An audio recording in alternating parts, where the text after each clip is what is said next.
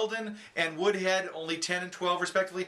Thank you, AJ Green, for 24. Antonio Brown, off day against Seattle, only 11. Olsen, only 12. Calvin Johnson, my turkey day, was happy with 35. Golden Tate for 18. Where do you go to school, Kev? Notre Dame. Thank you. Okay, so that's how it helped in the first week, going 154 to 110. But the second week, that was even more interesting. So she stays with Palmer. This is interesting. Palmer has 28, Brady 40. I haven't done all the math in my head, but that's not good, I'm guessing. Murray, again, lackluster, 2.4. Blunt, 5.4. Watkins, again, 21.9. Nice. Evans shows up for 17. Ertz at least gets more than 0. He gets 8.9. Hill with 15. 27 from Denver's defense. 27 from a defense. That's, hey, huge. They've been doing it all year. Exactly. But a day for Cam Newton, 5 touchdowns for 48 points. Insane. TJ Yeldon. Who's that, Kev? You don't even know what team he plays for. 23 points. AJ Green, 25. Antonio Brown, did you see him jump onto the goalpost? 42 points. Oh, yeah, something. Yeah. Greg Olsen, 29. And Pittsburgh's defense, 25. Booyah, Pittsburgh. Thank you for showing up with your defense. I was wearing a defensive jersey. I knew we need to stand up. And I'll tell you the most important thing about that, or the most impressive thing about that game. Not to get off on my Pittsburgh tangent, but the game's already over. We're ahead by, like, I can't remember how many. It's the last minutes of the game, right? They have the second string in, but they're in the red zone, right? They're like within the 10-yard line, right? Yeah. We go 4 downs and stop them. Now, not a huge thing. It wasn't even against Hasselback. It was against Charlie Whitehurst, for crying out loud, right? With his ponytail, his man bun thrown up in the air, right? But to me, our defense always gives it up, especially in a game where it's out of reach. Thank goodness they held on. I was just proud of them for standing up for 4 downs and going out of there with their head held high, unlike the previous week against Seattle. So good job, Pittsburgh. I'm hoping for more the next week. What does this have to do with fantasy football? Nothing. I just was so proud of them. When your team does well, I'm just so happy. So let's move on to the next one. Sorry, Terry, that was a tough one. And again, she was another one that didn't know about the 2-week playoff because we joked. Jason and I joked at Melinda's thing. Thank you for hosting, Melinda. That was awesome. If you're watching, that this was all included in the videos, and no one watches them. So the people that don't watch them, I know. they miss out on a lot, apparently. So my guess is we may get a few more views. Maybe not this year, but next year when they're all playing for it. So Yeah, and hey, maybe we'll announce at the beginning and say, hey, a lot of info comes out in the video, so if you could stomach 20 and 30 minutes of our, mindless ranting, you'll get some good info. you might get a nugget. All right, let's move on to the next matchup. Okay, the last game that mattered was, and this is unbelievable, over 2 weeks, they were within 10 points of each other. What a battle. Brother against sister. Caitlin goes in with a losing record and takes down the number 2 seed, the punishment due, with a total of 9.5 points separating the two. Amazing. Down goes Todd. Down goes Todd. That was amazing. I don't think anybody, even Caitlin, probably expected this, but let's talk about the tail of the tape.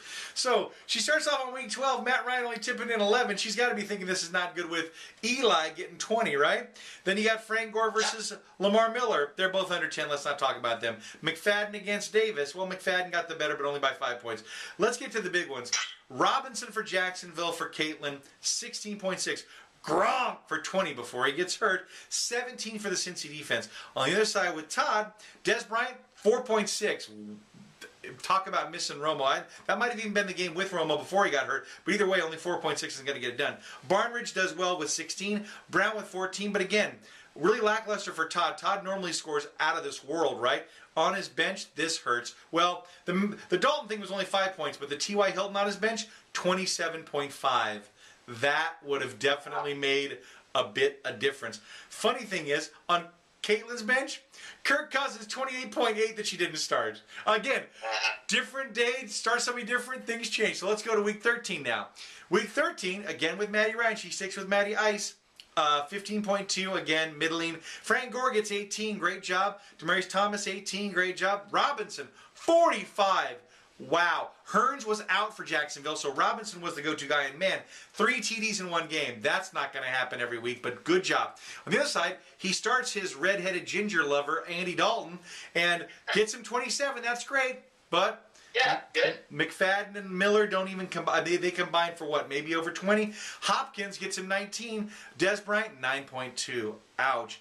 Barnbridge, only 10 points. T.Y. Hilton, who did so well the week before, 6.6.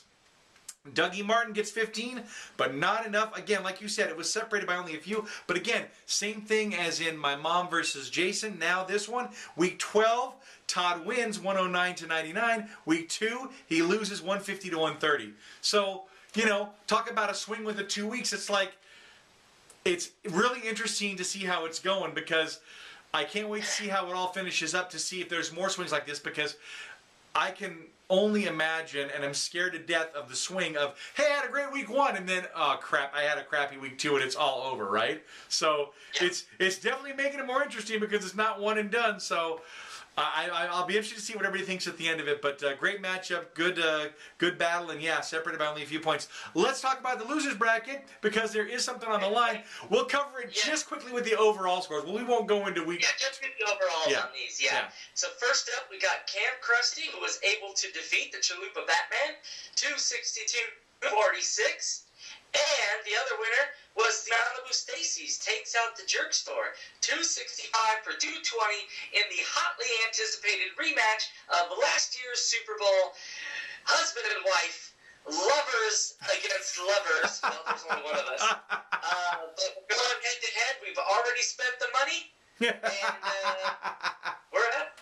I love it. Yes, and you know what? My hat's off to all the players in the losers bracket, because while they may be losers in our fantasy league and not make it into the playoffs, they score some respectable points in 2 weeks. I mean, some of these teams were horrible in certain weeks. They at least showed up to play, and they weren't so far apart that it was a blowout in every case. Now, there was about 40 points between Malibu Stacy and the Jerk Store, but still, it was competitive. And yours versus Chalupa, that was a true matchup.